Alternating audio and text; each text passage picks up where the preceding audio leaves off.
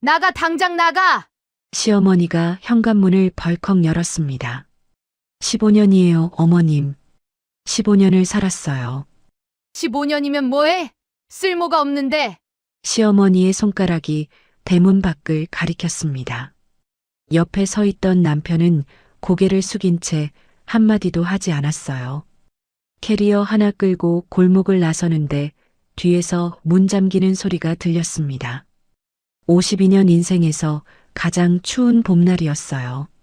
그런데 이 이야기의 끝은 여러분이 생각하시는 것과 많이 다릅니다. 이 이야기는 그날 오후로 거슬러 올라갑니다.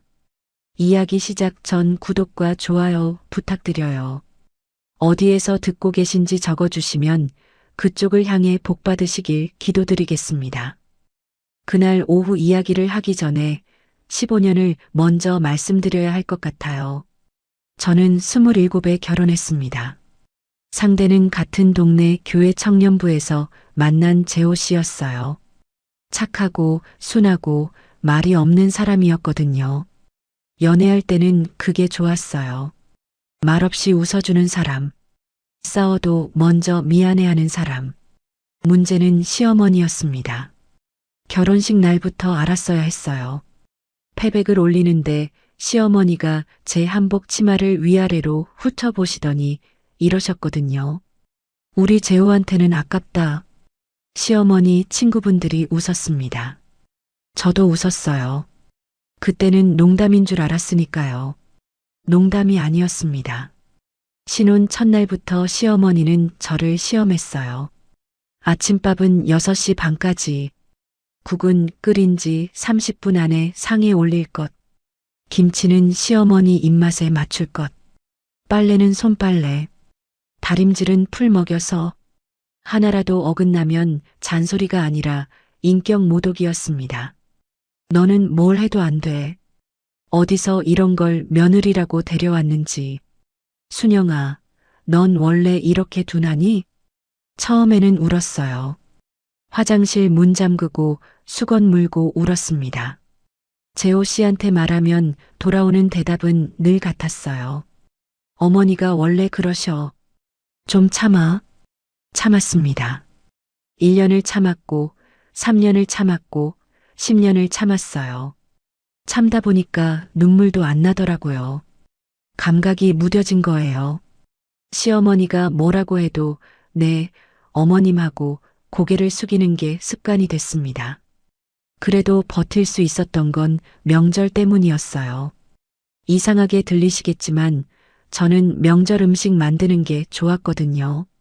새벽 4시에 일어나서 전 부치고 나물 무치고 갈비찜 만들고 온 집안에 기름 냄새가 퍼지면 그때만큼은 제가 쓸모 있는 사람 같았어요. 그런데 그날이 왔습니다.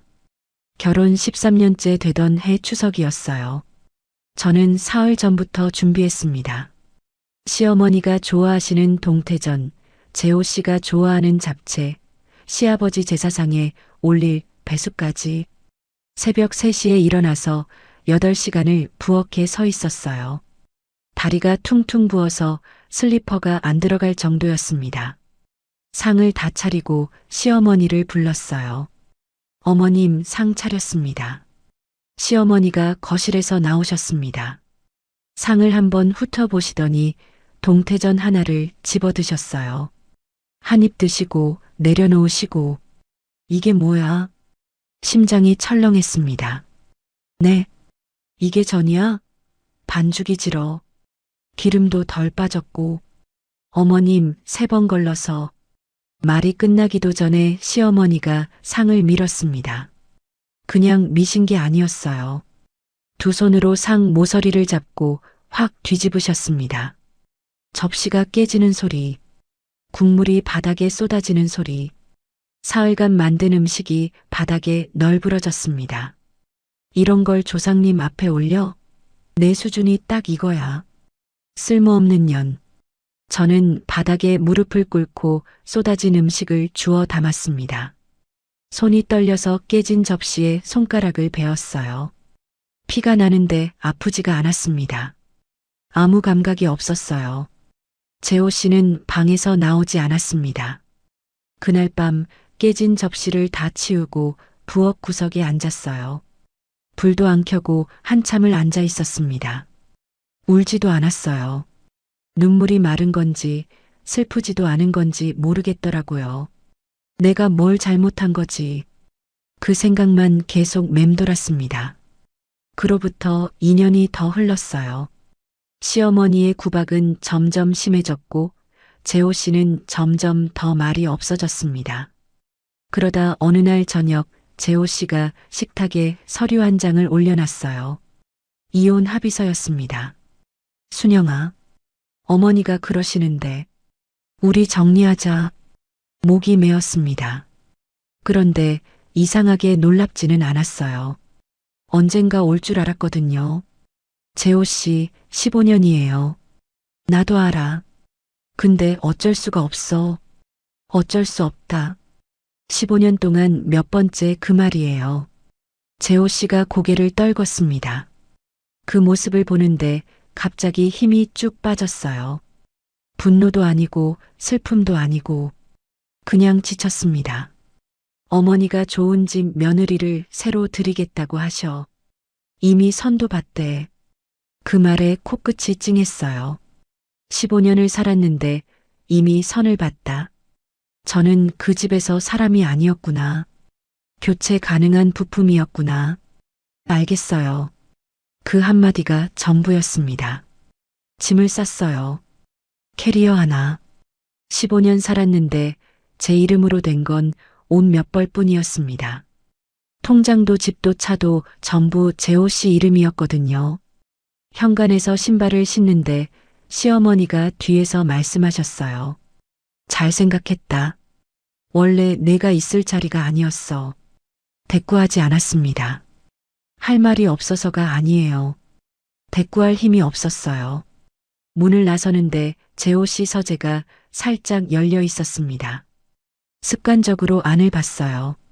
책상 위에 서류가 흩어져 있었는데 그 중에 은행 대출 서류가 보였습니다. 이자 연체 3개월. 빨간 도장이 찍혀 있었어요. 사업이 안 되나 보다. 그 생각이 스쳤지만 더 이상 제가 신경 쓸 일은 아니었습니다. 문 밖으로 나왔어요. 캐리어 바퀴가 골목 아스팔트 위에서 덜컹거렸습니다. 뒤에서 철컥 문 잠기는 소리가 났어요. 고개를 돌리지 않았습니다.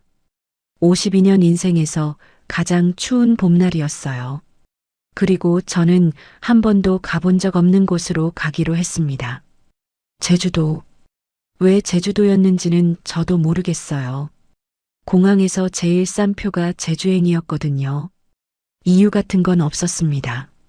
그냥 서울이 아닌 곳이면 어디든 좋았어요. 비행기 창밖으로 구름이 보였습니다. 52년 만에 처음으로 혼자 비행기를 탔어요. 무서웠냐고요? 무섭지 않았어요. 무서울 것도 없었거든요. 잃을 게 아무것도 없는 사람은 무섭지가 않습니다. 제주공항에 내렸을 때 바람이 세더라고요. 4월인데 코끝이 시렸습니다. 캐리어 하나 끌고 공항 밖으로 나왔는데 어디로 가야 할지 몰랐어요. 당연하죠. 아는 사람이 한 명도 없는 섬이니까요. 공항 벤치에 앉았습니다. 1시간을 그냥 앉아 있었어요. 사람들이 지나갔습니다. 가족끼리, 연인끼리, 친구끼리. 다들 어딘가로 가는 사람들이었어요. 저만 갈 곳이 없었습니다. 핸드폰을 꺼냈어요. 연락처를 쭉 내렸는데 전화할 사람이 없더라고요. 15년 동안 시집살이만 하다 보니 친구가 다 끊겼거든요. 친정은 일찍 돌아가셨고 오빠는 외국에 있었어요. 연락한 지 5년이 넘었습니다. 통장을 확인했어요. 위자료로 받은 2천만 원. 52년 인생의 전 재산이 그것이었습니다. 일단 잘 곳을 찾자. 검색창에 제주 싼 방이라고 쳤어요.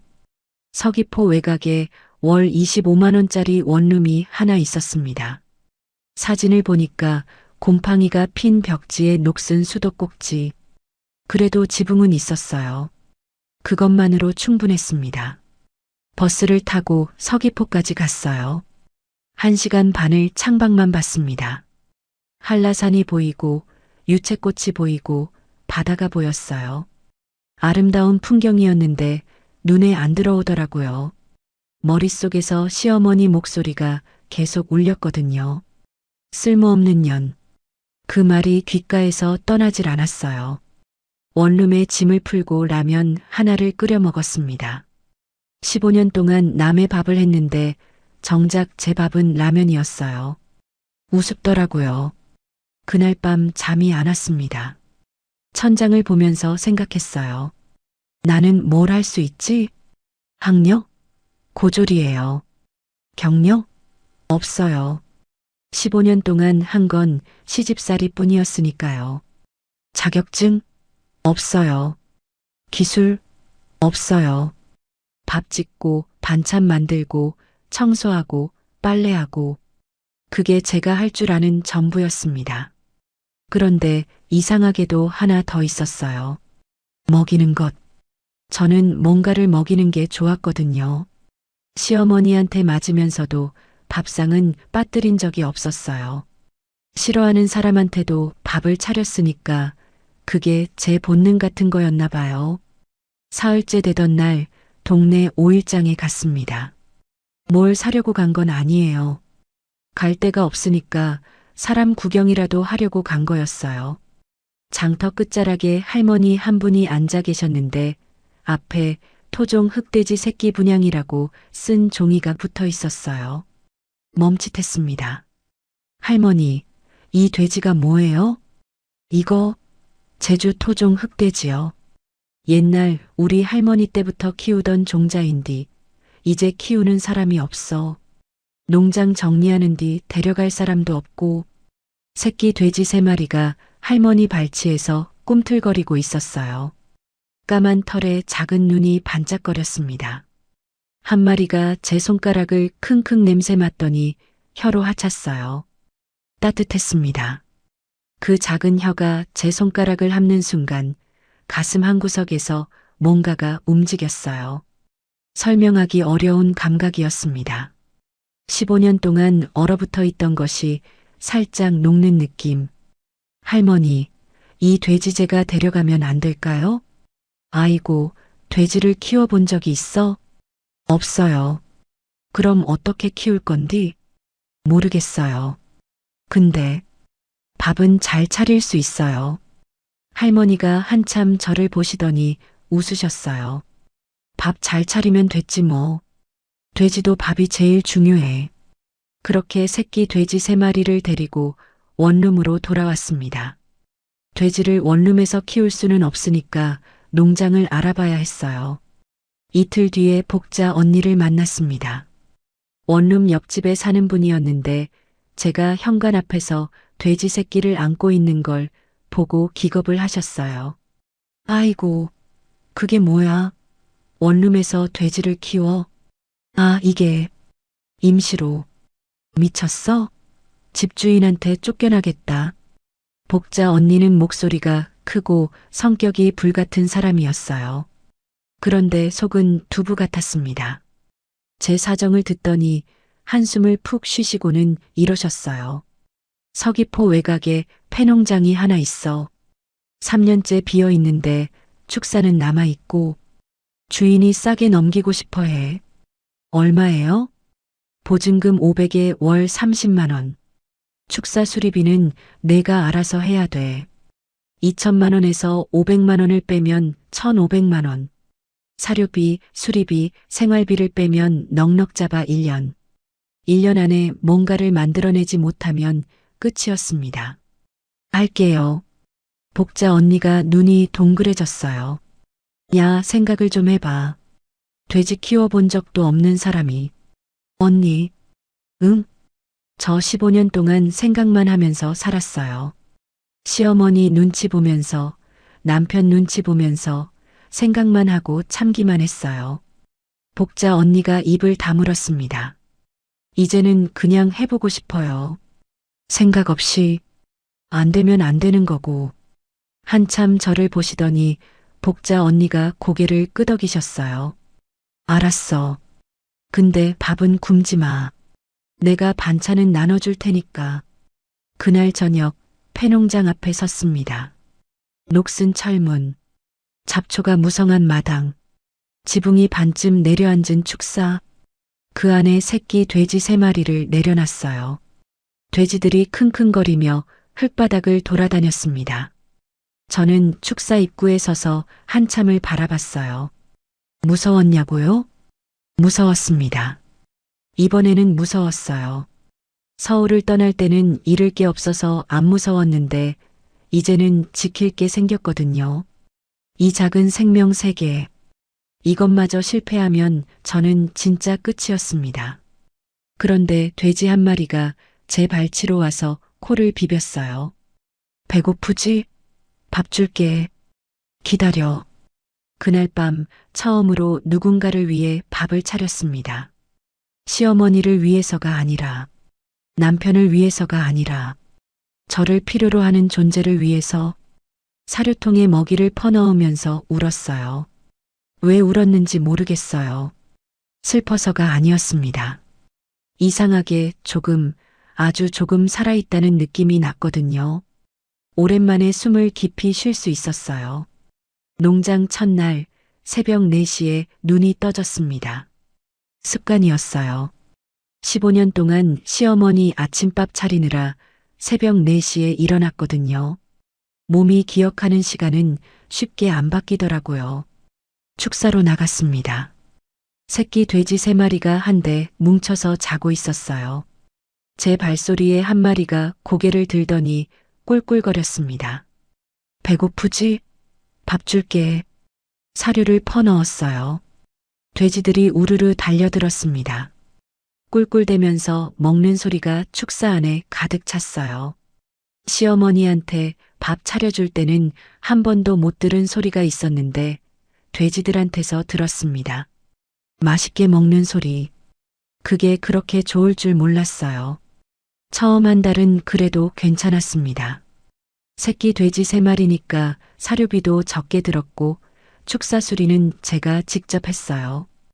유튜브로 축사 보수하는 법을 찾아보면서 망치질을 했습니다.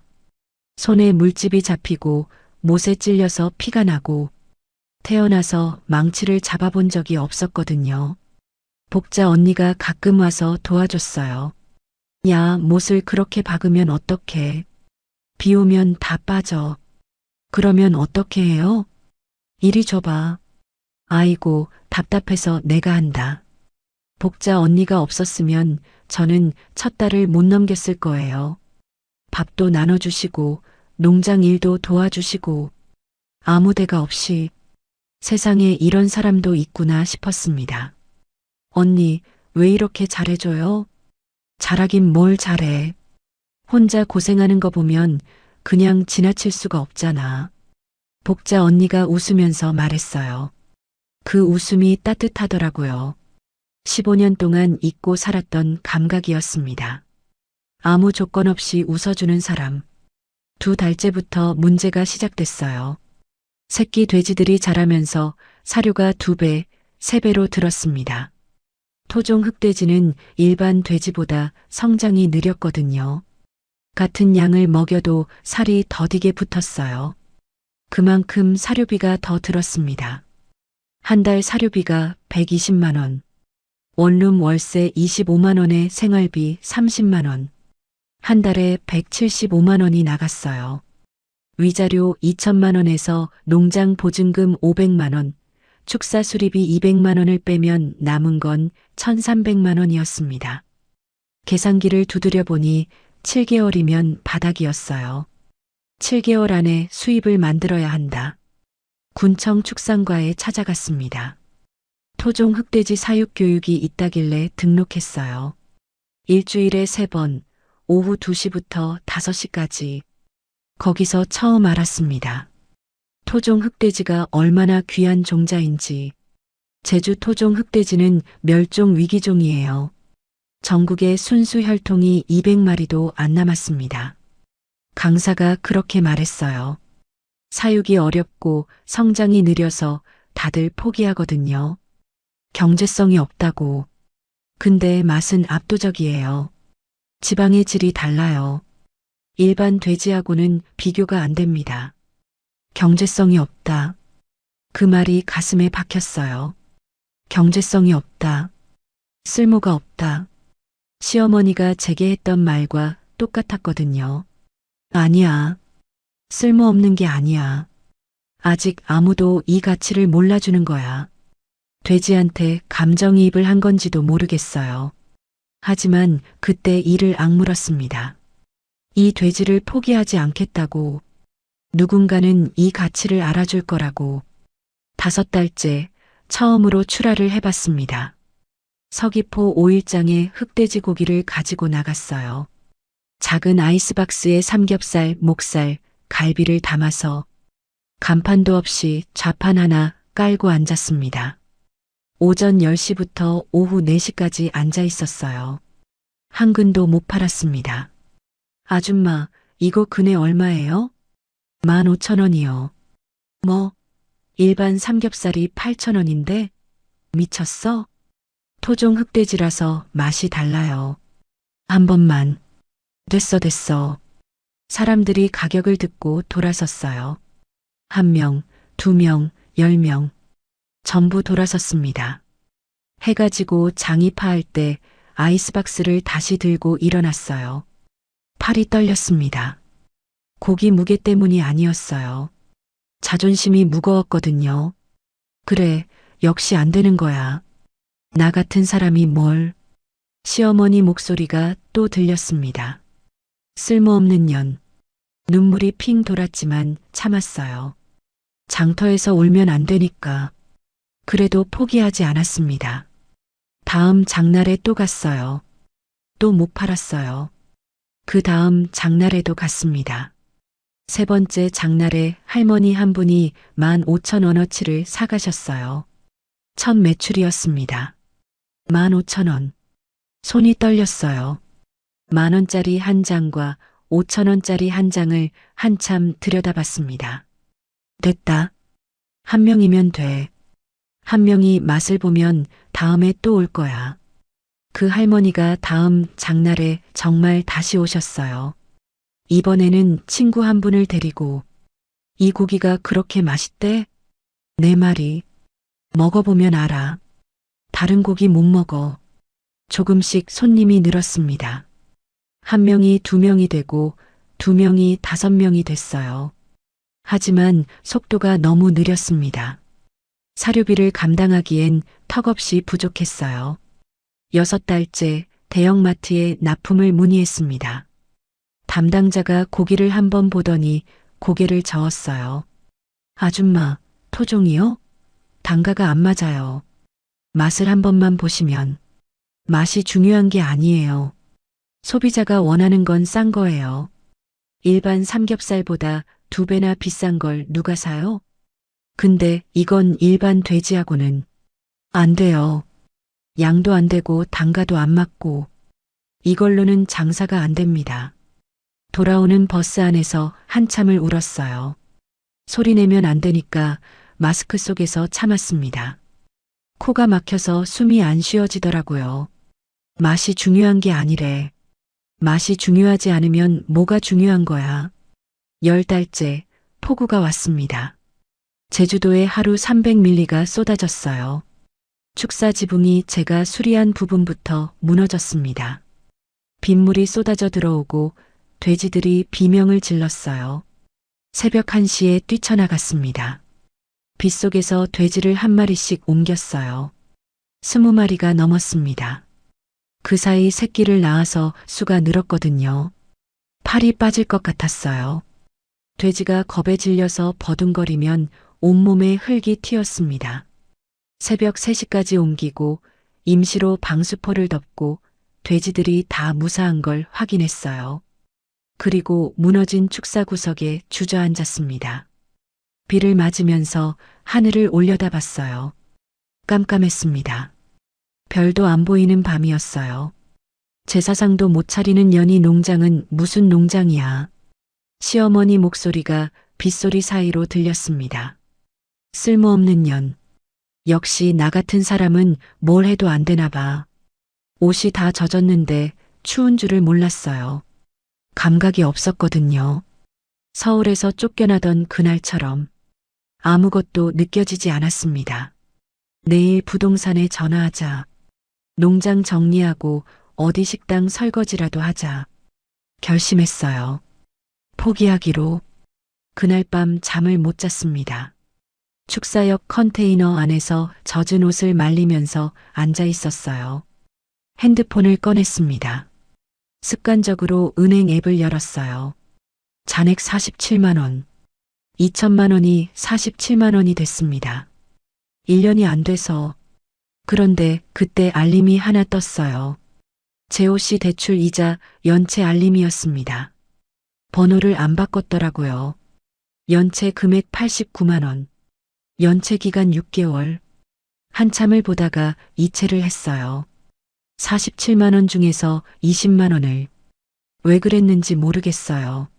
나를 버린 사람인데, 나를 지켜주지 않은 사람인데, 그냥 습관인가 봐요. 15년 동안 챙기던 습관이, 밥 차리고 빨래하고 남편 뒷바라지하던 습관이 아직도 손끝에 남아 있었나 봅니다. 이게 마지막이야. 그렇게 생각했어요. 그런데 마지막이 아니었습니다. 다음 달에도 그 다음 달에도 연체 알림이 왔거든요. 그때마다 조금씩 보냈어요. 제 생활비를 줄여가면서. 바보 같죠? 네, 저도 알아요. 바보인 거. 어쨌든 그날 밤 포기하기로 결심한 채 새벽을 맞았습니다. 부동산에 전화하려고 핸드폰을 들었어요. 그런데 그보다 먼저 전화가 왔습니다. 모르는 번호였어요. 여보세요? 혹시 순영 목장 사장님이세요? 네. 아, 네. 서울에서 온 강민호라고 합니다. 요리사예요. 죄송한데 지금 찾아가도 될까요? 그 전화 한 통이 제 인생을 바꿨습니다. 그 전화를 받은 게 새벽 6시였어요.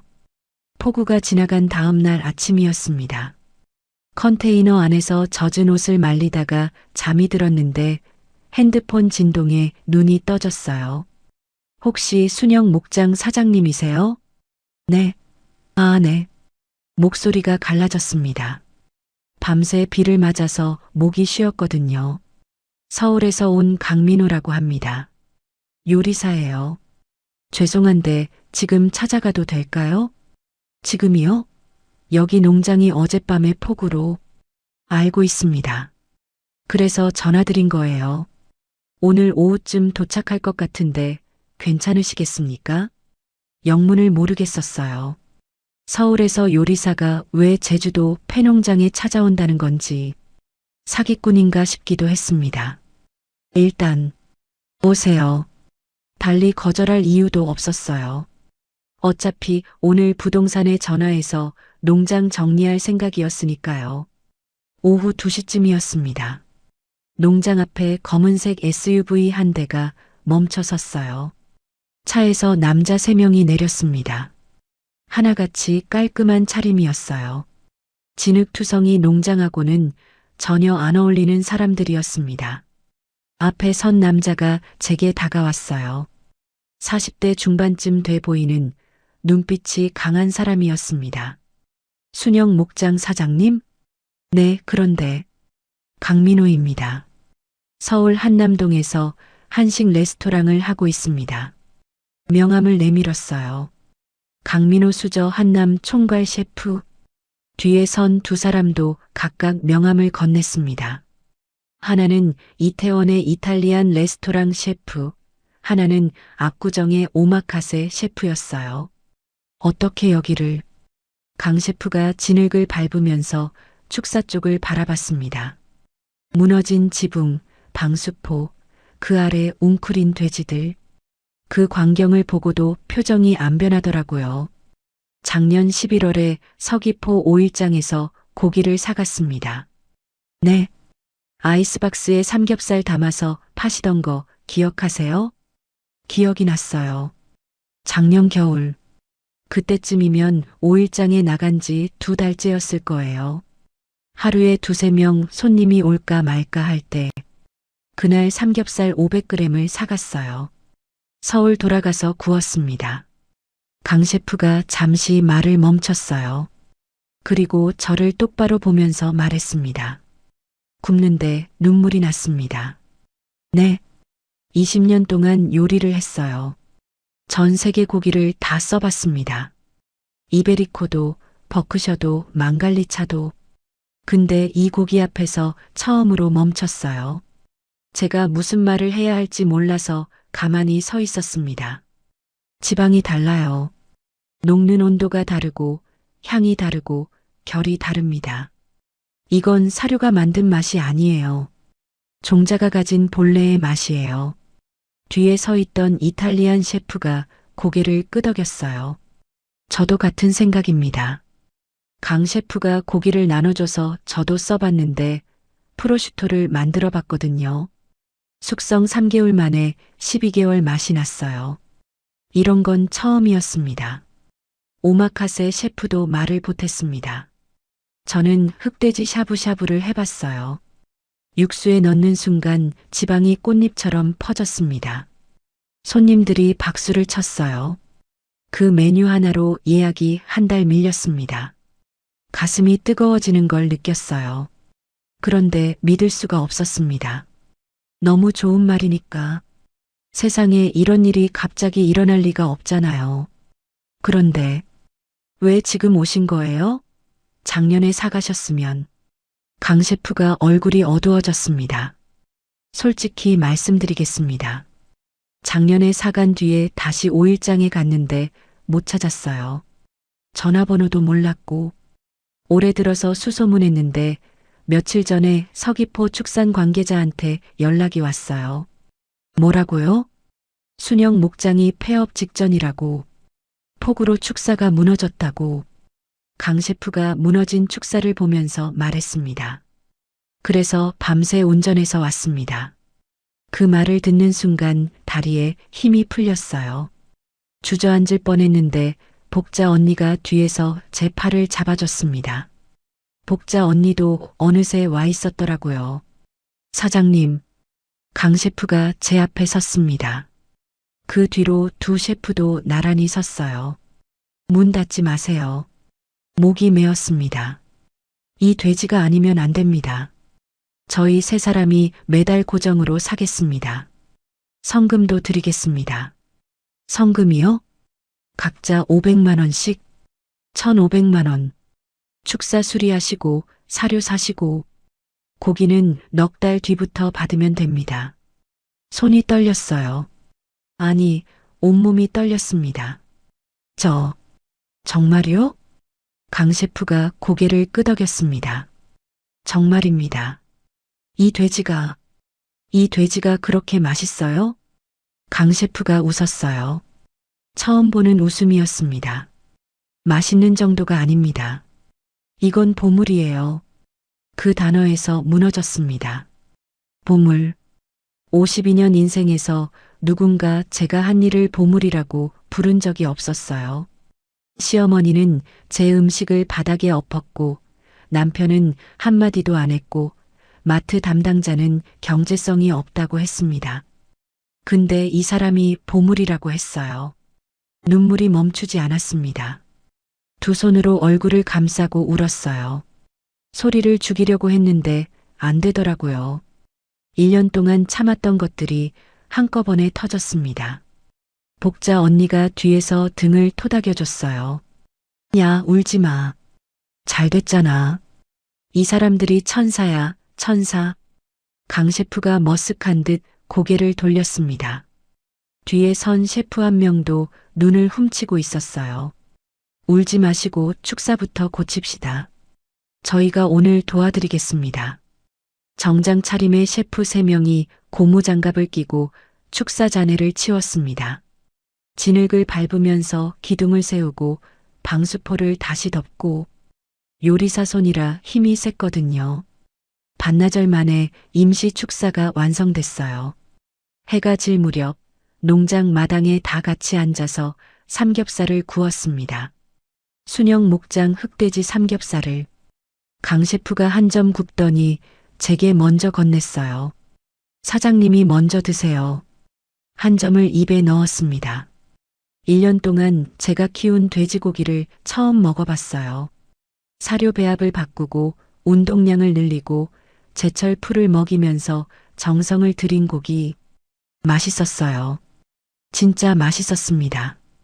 그런데 맛 때문에 운 게 아니에요. 이 고기를 맛있다고 해주는 사람들이 옆에 있었으니까요.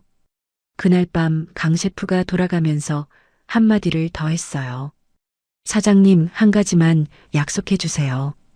뭐요? 다시는 문 닫겠다는 생각하지 마세요. 이 돼지가 없어지면 한국 식문화가 하나 사라지는 겁니다. 그건 좀 과장 아니에요? 과장 아닙니다. 제가 20년 요리사 경력을 걸고 말씀드리는 겁니다. 강 셰프 차가 어둠 속으로 사라지는 걸 보면서 한참을 서 있었어요. 복자 언니가 옆에서 말했습니다. 야, 인생이 진짜 모르는 거다. 그러게요. 근데 너 오늘 울기만 하더라. 맞아요. 내일은 웃어. 알았지? 네, 언니. 그날 이후 모든 것이 달라졌습니다. 1,500만 원으로 축사를 제대로 지었어요. 군청 축산과에서 토종 흑돼지 보존 사업 보조금도 받았습니다. 강 셰프가 연결해 준 거예요. 사육 두수를 20마리에서 50마리로 늘렸고 직원도 2명 고용했어요. 넉 달 뒤 첫 납품을 했습니다. 강 셰프의 수저 한남에 순영 목장 흑돼지가 올라간 날 강 셰프가 전화를 했어요. 사장님, 오늘 손님 중에 미식 칼럼니스트가 있었는데요. 네, 기사 쓰겠대요. 제주에서 찾은 잊혀진 보물이라고. 그 기사가 나간 뒤 전화가 쏟아졌습니다. 레스토랑에서, 호텔에서, 케이터링 업체에서 감당이 안 될 정도였어요. 그 다음 달에 TV 촬영이 왔습니다. 제주 지역 방송이었는데 그게 전국으로 재방송됐어요. PD가 물었습니다. 순영 씨, 비결이 뭐예요? 비결이요?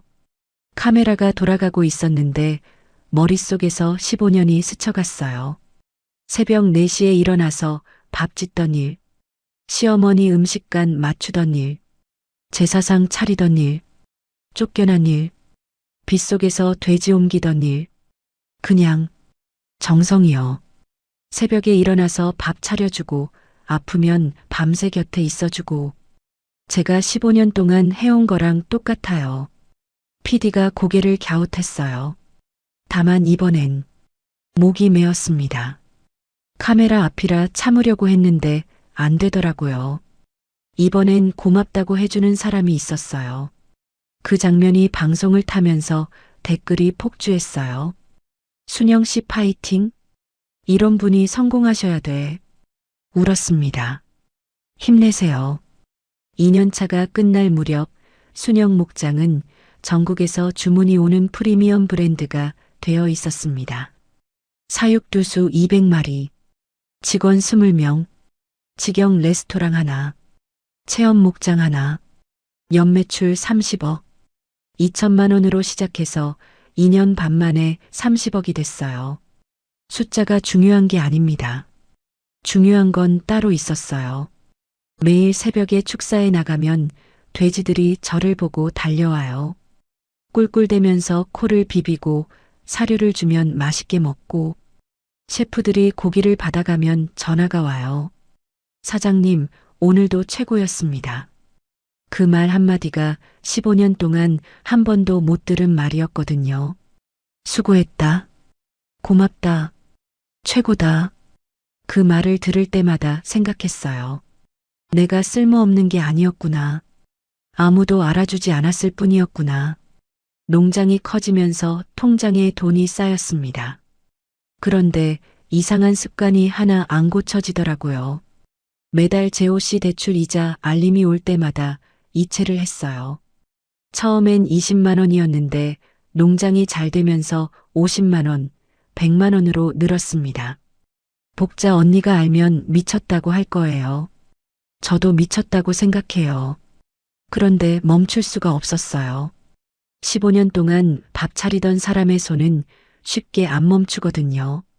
미워해도 원망해도 몸이 먼저 움직이는 거예요. 이게 진짜 마지막이야. 매달 그렇게 생각했습니다. 매달 마지막이 아니었어요. 어느 날 강 셰프가 농장에 와서 직영 레스토랑 메뉴판을 보여줬어요.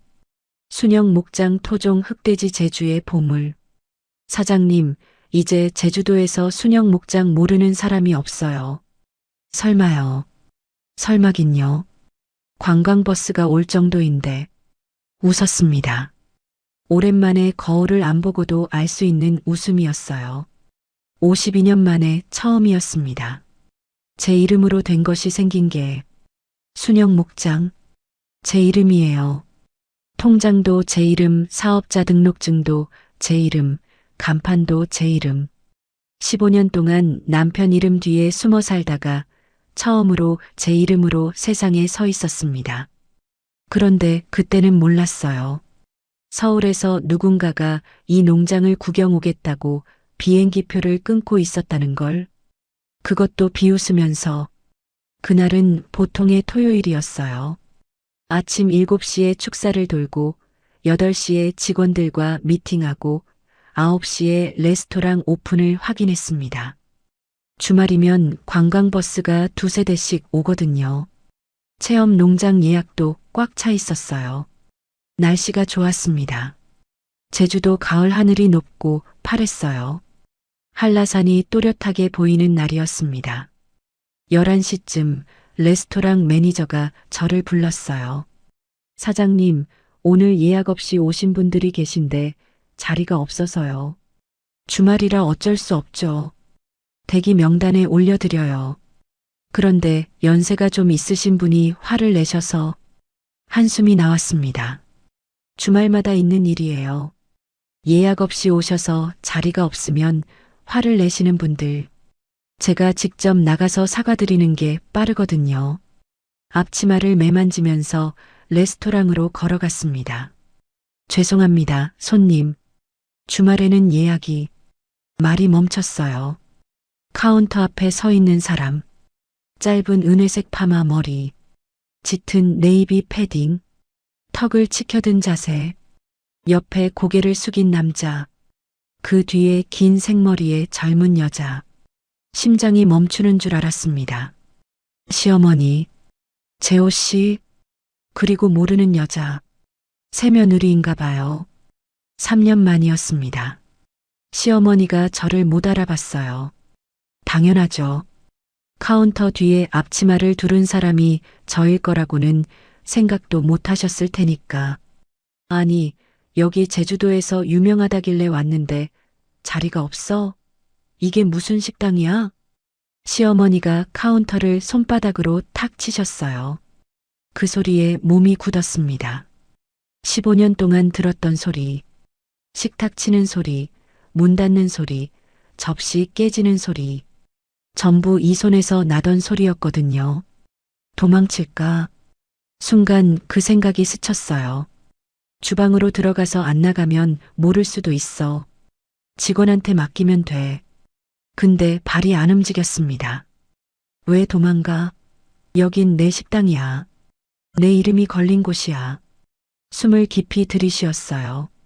어머님. 시어머니가 고개를 돌렸습니다. 뭐야, 구. 말끝이 흐려지더니 시어머니의 눈이 커졌어요. 입이 벌어졌습니다. 얼굴에서 혈색이 싹 빠지는 게 보였어요. 순영이 오셨어요, 어머님. 오랜만이에요. 시어머니가 한 발짝 뒤로 물러나셨어요. 옆에 있던 재호 씨도 눈이 휘둥그레졌습니다. 여기가 제 식당이에요. 순영 목장 직영 레스토랑이요. 시어머니가 레스토랑 안을 둘러봤습니다.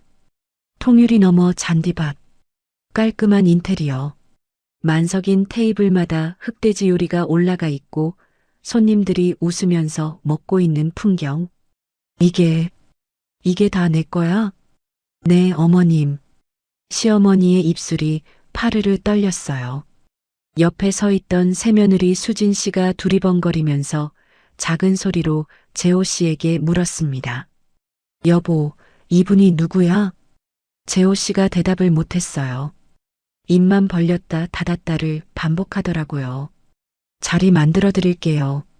잠깐만 기다리세요. 저는 직원에게 VIP석을 비워달라고 했습니다. 창가 자리, 한라산이 보이는 곳이에요. 왜 그랬냐고요? 모르겠어요. 시어머니니까. 미워도 시어머니니까. 15년 동안 밥 차려드린 사람이니까. 몸이 먼저 움직였어요. 복수심 같은 건 아니었습니다. 그냥 손님이 오셨으니까 자리를 내드리는 거. 그게 제가 아는 방식이었거든요. 세 사람이 창가에 앉았습니다. 시어머니는 계속 두리번거리셨어요. 믿을 수 없다는 표정으로. 재호 씨는 고개를 들지 못했습니다. 새며느리 수진 씨만 메뉴판을 들었어요. 여기 뭐가 맛있어요? 제가 대답했습니다. 다 맛있어요. 근데 특선 코스를 추천드릴게요. 토종 흑돼지 삼겹살이랑 목살, 그리고 갈비찜. 셰프가 직접 구워드려요. 갈비찜도 있어요? 직접 만든 거예요? 네. 제가 만든 레시피예요. 시어머니가 그 말에 고개를 확 돌렸어요. 저와 눈이 마주쳤습니다. 뭔가 말하려다가 입을 다무셨어요. 음식이 나왔습니다. 삼겹살이 석쇠 위에 올라가는 순간 기름이 지글거리면서 고소한 향이 퍼졌어요. 레스토랑 직원이 한 점씩 구워서 접시에 올려드렸습니다. 시어머니가 첫 점을 드셨어요. 씹는 순간 표정이 바뀌었습니다. 눈이 커지더니 멈추셨어요. 천천히 씹고 삼키고 젓가락을 내려놓으셨습니다. 세상에, 한마디였어요. 이게 뭐야? 이런 맛은 처음이야. 두 번째 점을 드시고 세 번째 점을 드셨어요. 드실 때마다 고개를 끄덕이셨습니다. 재호 씨도 먹으면서 눈이 커졌어요. 이거 진짜 다른데 고기랑은 차원이 다르네. 토종 흑돼지라서 그래요. 지방질이 달라요. 제가 설명했습니다. 3년 전에 마트 담당자에게 했던 말과 같은 말이었어요. 그때는 아무도 안 들어줬는데 지금은 다들 고개를 끄덕였습니다. 그때 갈비찜이 나왔어요. 뚝배기에 담긴 갈비찜. 김이 모락모락 올라왔습니다. 간장 양념의 윤기가 흐르는 갈비. 무와 당근이 속까지 배어 있었어요. 시어머니가 한 점을 드시고 숟가락을 멈추셨어요. 한참을 가만히 계시더니 입을 여셨습니다. 이 갈비찜. 네. 이거. 그때 그 맛이야. 심장이 쿵 내려앉았습니다. 그때요? 추석 때 내가 만들던 갈비찜 맛이야. 숨이 멎었어요. 13년 전 추석. 시어머니가 상을 엎었던 그날. 바닥에 쏟아졌던 갈비찜. 제가 사흘밤을 새워서 만들었던 그 갈비찜. 시어머니가 그 맛을 기억하고 계셨습니다. 그때 나는 시어머니의 목소리가 떨렸어요. 어머님, 나는 그때 한 입 먹고 엎었잖아. 맛도 안 보고. 시어머니가 고개를 숙이셨습니다. 어깨가 미세하게 떨리는 게 보였어요. 근데 그 한 입이 맛있었어. 목이 메었습니다. 그때도 맛있었는데 내가 일부러 모른 척한 거야. 내가 잘하는 게 싫었어. 내가 인정받는 게 싫었던 거야. 레스토랑이 조용해졌어요. 옆 테이블 손님들이 쳐다보는 게 느껴졌지만 신경 쓸 수 없었습니다. 어머님 드세요. 식기 전에 그 말밖에 할 수 없었어요. 다른 말을 하면 울 것 같았거든요. 시어머니가 고개를 드셨어요. 눈가가 빨갛게 젖어 있었습니다. 숟가락을 다시 들고 갈비찜을 드셨어요. 천천히, 한 점 한 점. 재호 씨가 조용히 물었습니다. 순영 씨, 이거 다 혼자서 한 거야? 처음엔 혼자였죠. 지금은 직원이 20명이에요. 몇 년이나 된 거야? 3년이요.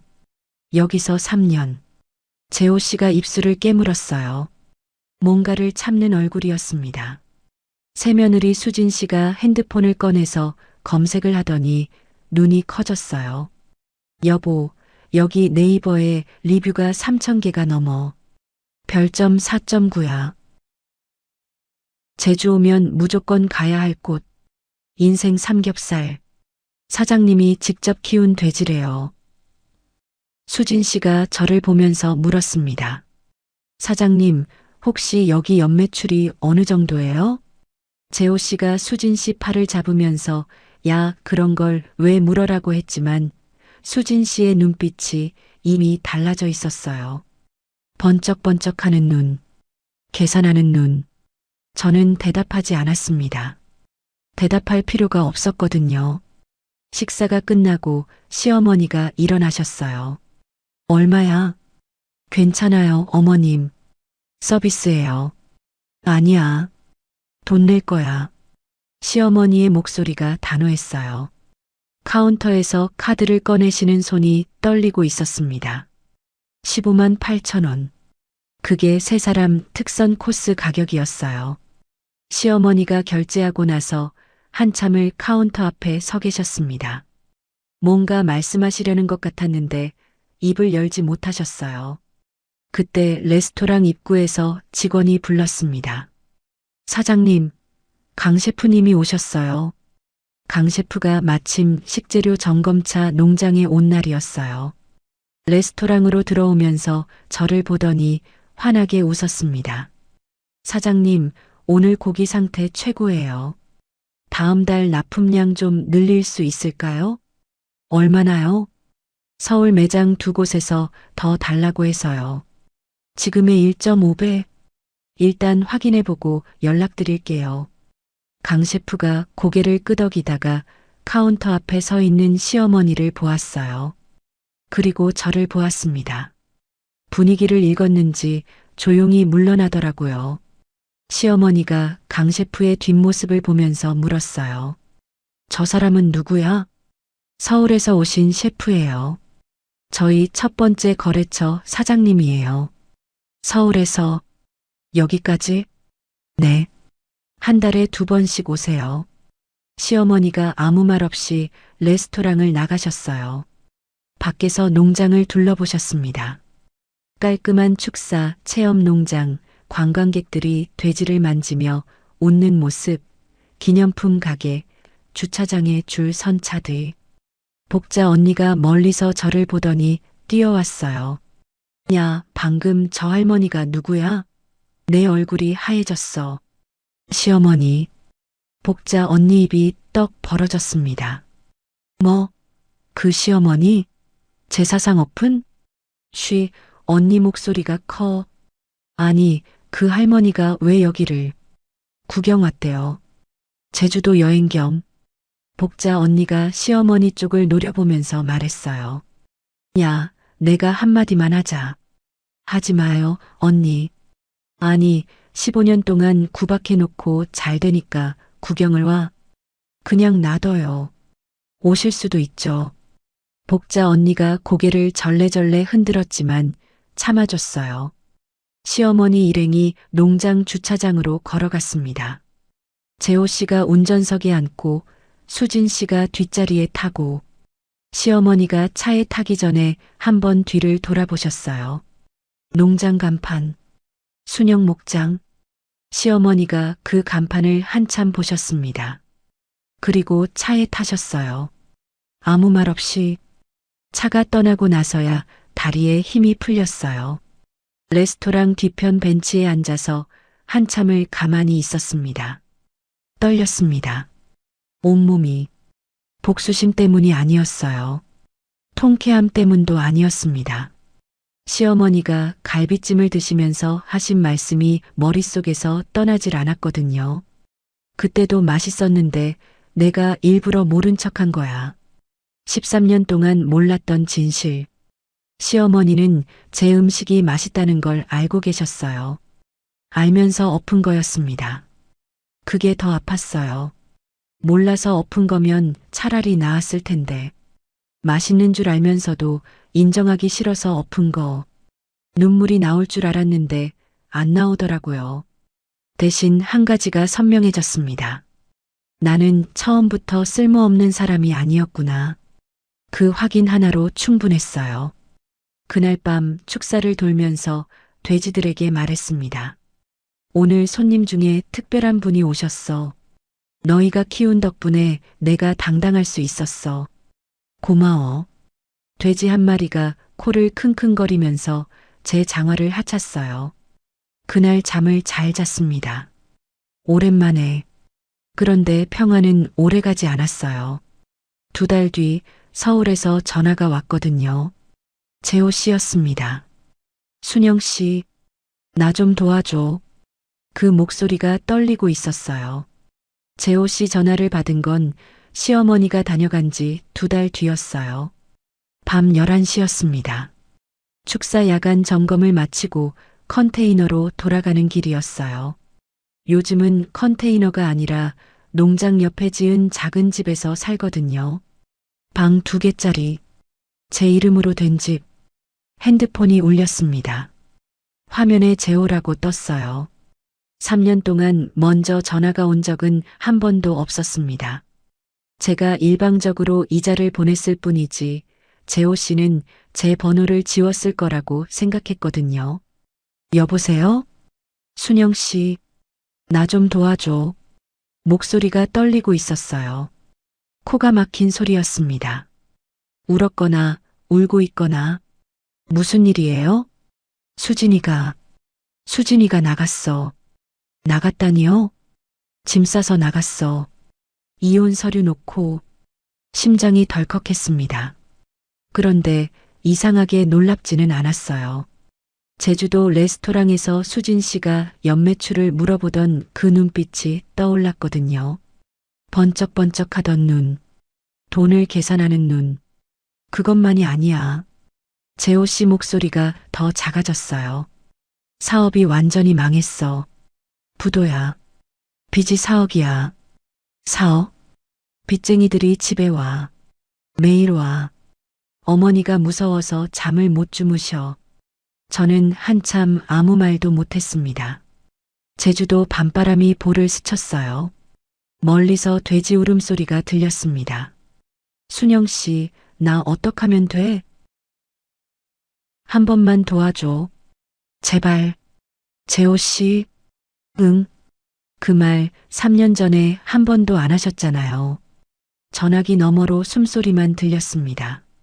전화 끊을게요. 늦었으니까 주무세요. 끊었습니다. 손이 떨렸어요. 분노 때문이 아니었습니다. 3년 전 그 골목이 떠올라서 캐리어 하나 끌고 나가는데 아무도 안 잡아주던 그날. 재호 씨는 방에서 나오지도 않았었거든요. 그런 사람이 4억 빚에 깔려서야 전화를 한 거예요.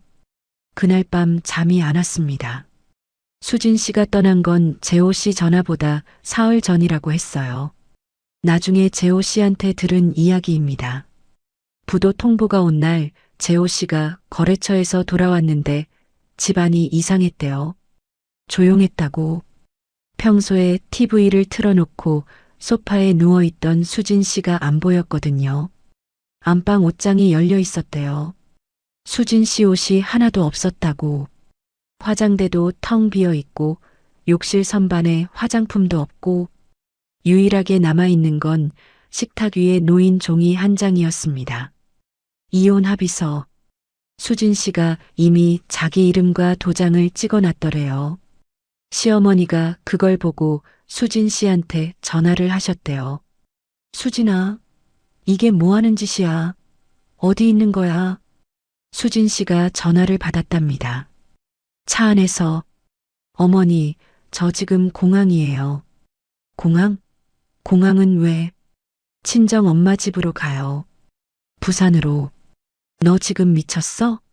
우리 집 며느리가 도망을 가? 어머니. 수진 씨 목소리가 차분했대요. 오히려 너무 차분해서 소름이 끼쳤다고 재호 씨가 그러더라고요. 솔직히 말씀드릴게요. 뭘 솔직히. 저 처음부터 재호 씨 사업 보고 결혼한 거예요. 시어머니가 말을 못 하셨대요. 강남에 사무실 있고 수입차 타고 골프 치시고 그런 집이라서 시집 온 거예요. 솔직하게 말하면요. 네, 내가. 근데 사업이 망했잖아요. 빚이 4억이래요. 저보고 어떡하라는 거예요? 시어머니가 더듬거리셨대요. 그래도 부부끼리 같이 이겨내야지. 내가 어떻게. 부부요? 수진 씨가 웃었대요. 전화기 너머로 웃음소리가 들렸다고. 어머니가 그러셨잖아요. 결혼은 조건이라고. 집안이 맞아야 한다고. 좋은 집 며느리를 들여야 한다고. 어머니가 그렇게 자랑하시던 좋은 집안 며느리가 이런 거예요. 조건 보고 온 사람은 조건이 없어지면 떠나요. 수진아, 끊을게요, 어머니. 변호사한테 연락하세요. 전화가 끊겼대요. 시어머니가 그 자리에 주저앉으셨다고 했습니다. 재호 씨가 부축하려는데 손을 뿌리치셨대요. 나한테 손대지 마. 시어머니가 바닥에 앉아서 한참을 울었답니다. 내가 뭘 한 거야? 내가 대체 뭘 한 거야? 그 이야기를 듣고 나서 며칠을 생각했어요. 복자 언니한테는 말 안 했습니다. 말하면 미쳤다고 할 테니까. 밤마다 축사를 돌면서 생각했어요. 돼지들이 코를 킁킁거리면서 저를 따라다녔습니다. 도와줘야 하나? 왜? 나를 버린 사람들인데. 근데 시어머니가 바닥에 앉아서 울었대. 74세 노인이. 그 사람이 나한테 뭘 했는데? 제사상 없고 쓸모없다 하고 쫓아냈잖아. 맞아. 그런 사람이야. 근데, 그 근데가 문제였어요. 머리로는 안 된다고 하는데 마음이 자꾸 흔들렸거든요. 일주일 뒤 재호 씨한테 다시 전화가 왔습니다. 이번엔 대낮이었어요. 순영 씨, 어머니가 쓰러지셨어. 가슴이 철렁했습니다. 혈압이 갑자기 올라서 응급실에 실려갔어. 의사가 스트레스성이래. 지금 어디 병원이에요? 서울대 병원. 근데 순영 씨, 나 입원비도 없어. 수화기 너머로 재호 씨가 우는 소리가 들렸어요. 54세 남자가 전화기에 대고 훌쩍거리고 있었습니다. 어머니가 자꾸 순영이 이름을 부르셔. 잠꼬대로. 목이 메었어요. 쓸모없는 년이라고 하셨던 분이 잠꼬대로 제 이름을 부른다. 재호 씨, 응. 입원비는 보낼게요. 순영 씨, 근데 그것뿐이에요. 다른 건 못 도와요. 고마워. 진짜 고마워.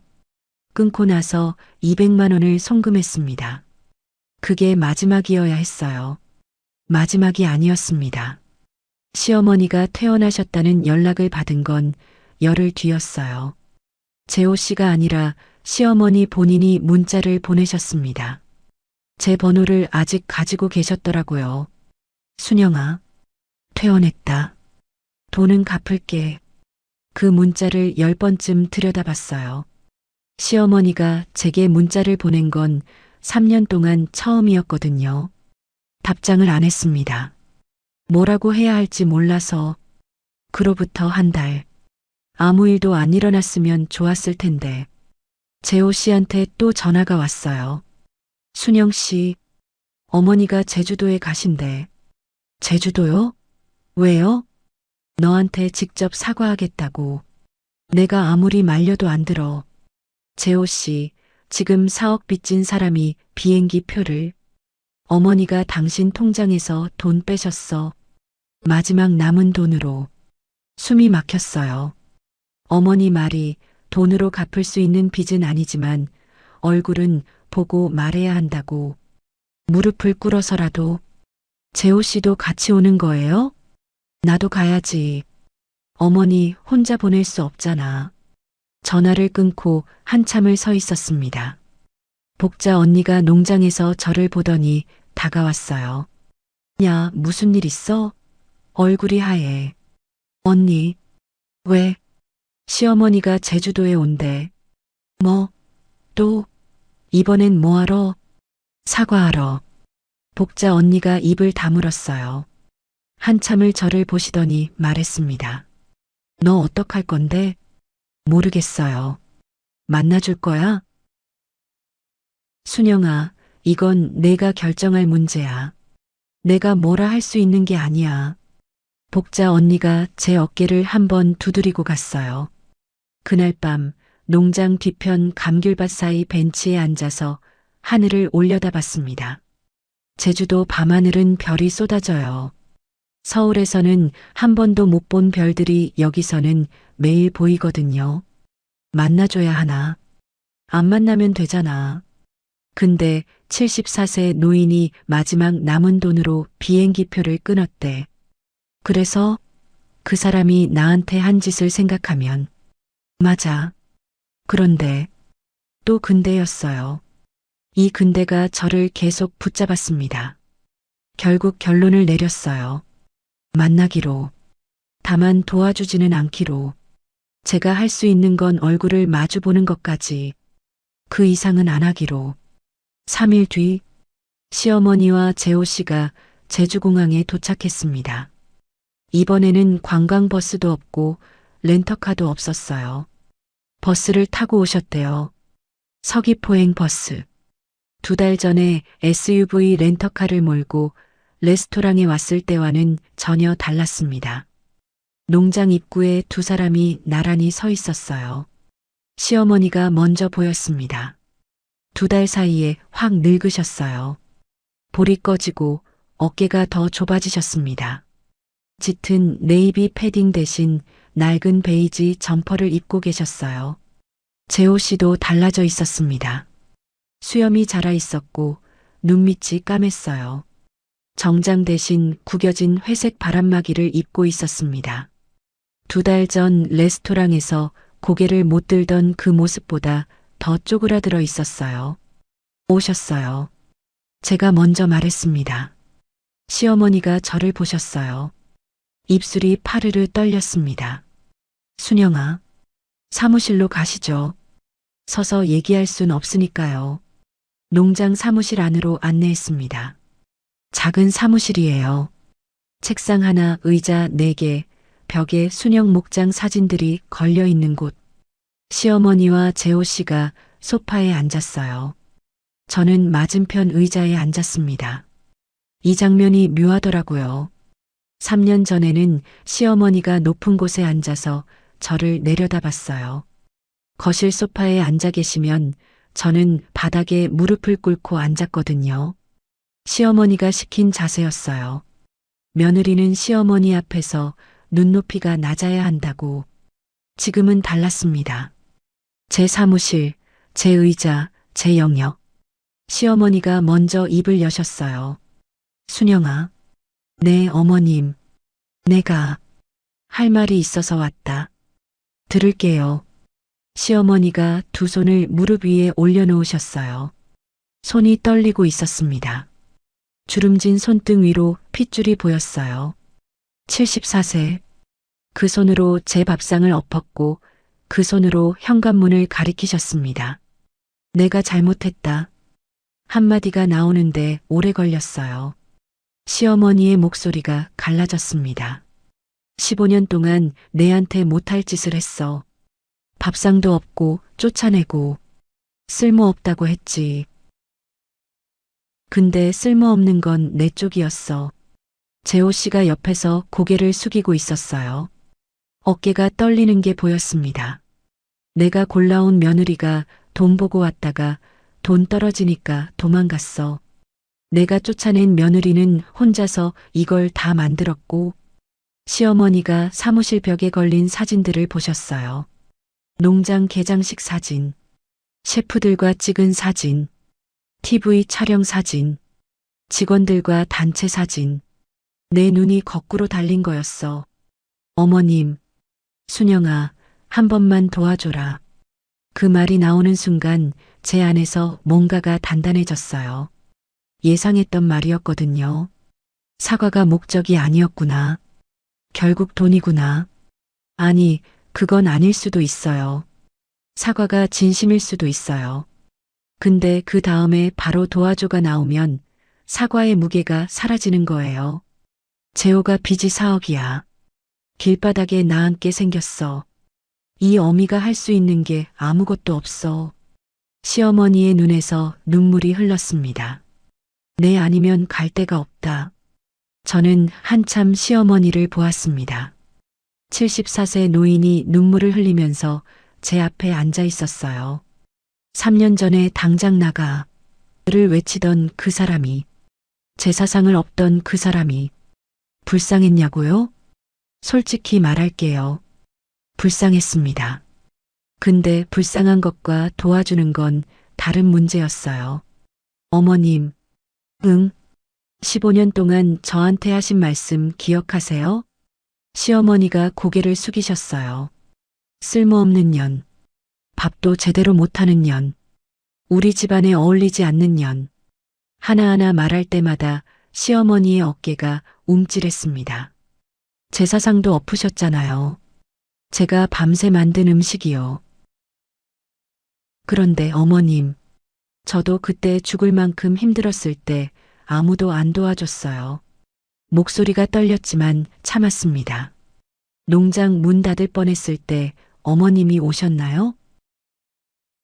아들이 전화했나요? 아무도 안 왔어요.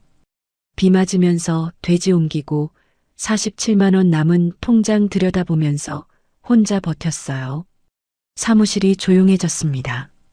시계 초침 소리만 들렸어요. 어머님, 시어머니가 고개를 들었습니다. 사과는 감사합니다. 진심이시라면요. 진심이야. 순영아, 진심이야. 믿을게요. 근데 돕지는 않겠습니다. 시어머니의 눈이 커졌어요. 순영아, 저는 15년 걸려서 제 인생을 겨우 찾았어요. 숨을 깊이 들이쉬었습니다. 떨리는 걸 들키고 싶지 않았거든요. 이제 저도 제 인생을 살겠습니다. 시어머니가 소파에서 내려오려고 하셨어요. 무릎을 꿇으려는 거였습니다. 무릎 꿇지 마세요. 제가 단호하게 말했어요. 저는 어머님한테 복수하려는 게 아니에요. 미워서 안 돕는 것도 아니에요.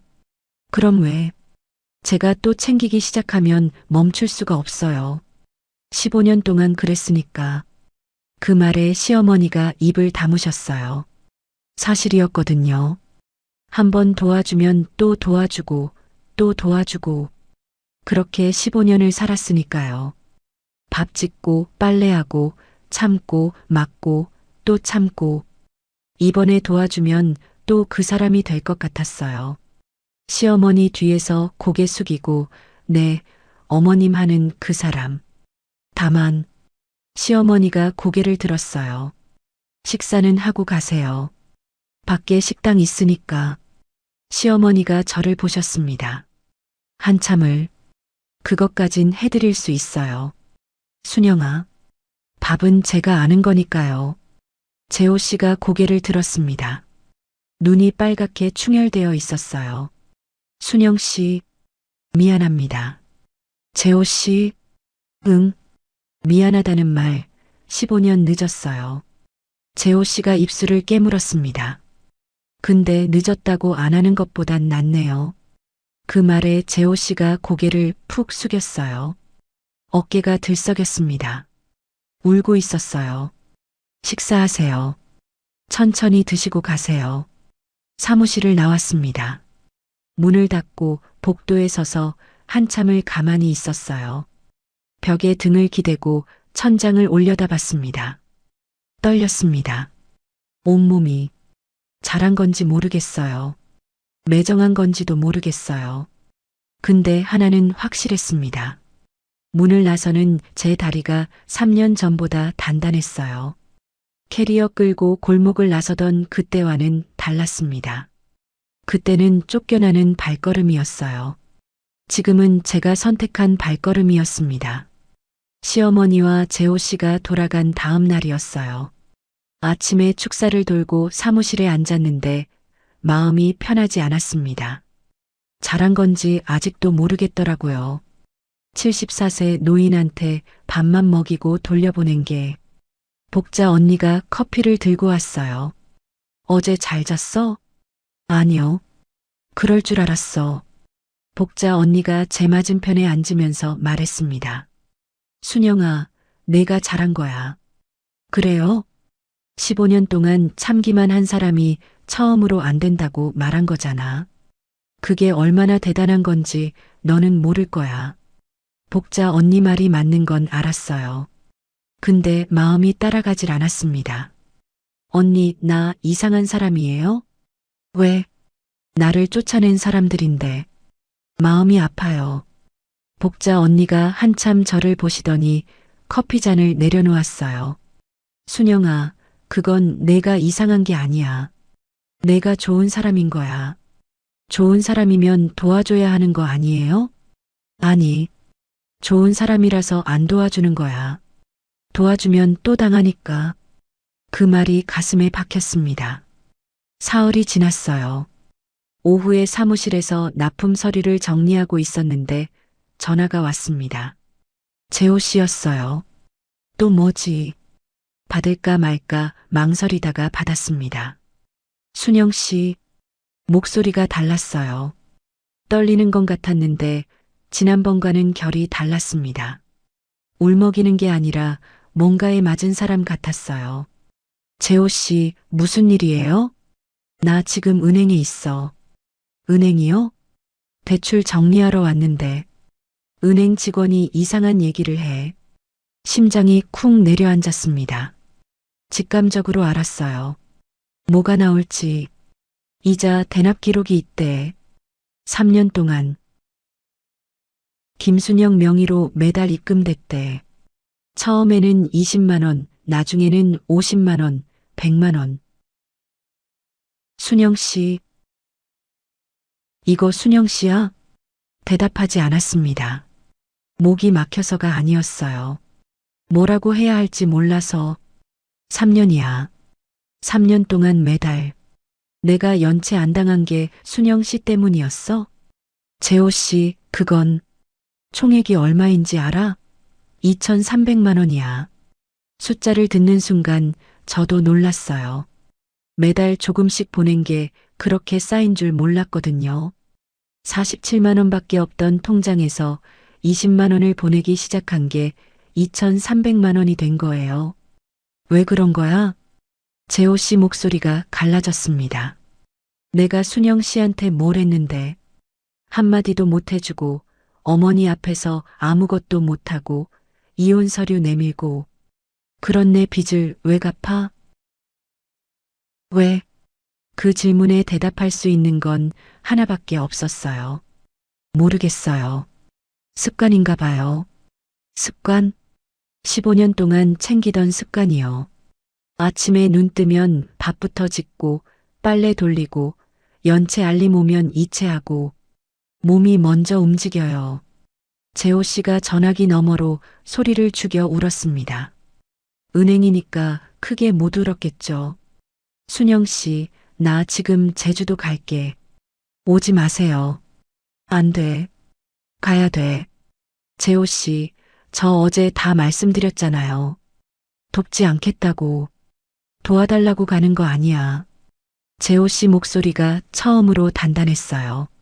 3년 동안, 아니 15년 동안 들어본 적 없는 목소리였습니다. 사과하러 가는 거야. 진짜로. 전화가 끊겼어요. 다음 날 오후 재호 씨가 농장에 왔습니다. 혼자가 아니었어요. 시어머니도 같이 오셨습니다. 어제 서울로 돌아가셨는데 하루 만에 다시 오신 거예요. 농장 입구에서 두 사람을 봤을 때 어제와 또 달라져 있었습니다. 재호 씨가 손에 서류 봉투를 들고 있었어요. 은행 서류, 이자 대납 내역서. 순영 씨, 재호 씨, 왜 또? 잠깐만. 이것부터 봐주세요. 재호 씨가 서류 봉투를 시어머니 앞에 펼쳤어요. 저한테가 아니라 시어머니한테. 어머니, 이거 보세요. 시어머니가 서류를 받아들었습니다. 안경을 쓰시고 천천히 읽으셨어요. 이게 뭐야? 순영 씨가 3년 동안 제 대출 이자를 대신 갚아줬어요. 시어머니의 손이 멈췄어요. 뭐라고? 매달이요. 처음에 20만 원부터 시작해서 나중에는 100만 원씩, 총 2,300만 원. 시어머니가 서류를 한 장씩 넘기셨습니다. 입금 날짜, 금액, 이름. 김순영, 김순영, 김순영. 3년치 36개의 입금 기록이 빼곡하게 찍혀 있었어요. 이게 순영이가? 네. 쫓아냈는데? 네. 쓸모없다고 했는데? 네. 시어머니의 눈이 서류에서 저에게로 옮겨졌습니다. 그 눈. 3년 전에 당장 나가를 외치던 눈이, 13년 전에 제사상을 업던 눈이, 지금은 완전히 다른 사람의 눈 같았어요. 순영아. 어머님, 그건 제가. 순영아. 시어머니가 서류를 내려놓으셨어요. 두 손이 부들부들 떨리고 있었습니다. 왜 그런 거야? 같은 질문이었어요. 재호 씨도 했던 질문. 왜? 어머님, 저도 모르겠어요. 모르다니. 우리가 너한테 뭘 했는데. 알아요. 다 알아요. 15년 동안 뭘 당했는지 저보다 잘 아는 사람이 없어요. 목소리가 떨렸습니다. 근데 매달 연체 알림이 오면 손이 먼저 움직였어요. 머리로는 왜 내가 하면서도 손은 이체를 하고 있었어요. 미워하면서도 밥을 챙기는 게 제 습관이었잖아요. 15년 동안 그렇게 살았으니까. 순영아, 그 습관이 아직 안 고쳐진 거예요. 시어머니가 무릎을 꿇으셨습니다. 이번에는 못 막았어요. 어제는 무릎 꿇지 마세요라고 말렸는데 오늘은 시어머니가 너무 빨랐습니다. 서류를 보는 순간 바닥으로 내려앉으셨어요. 콘크리트 바닥에 두 무릎이 닿는 소리가 났어요. 순영아.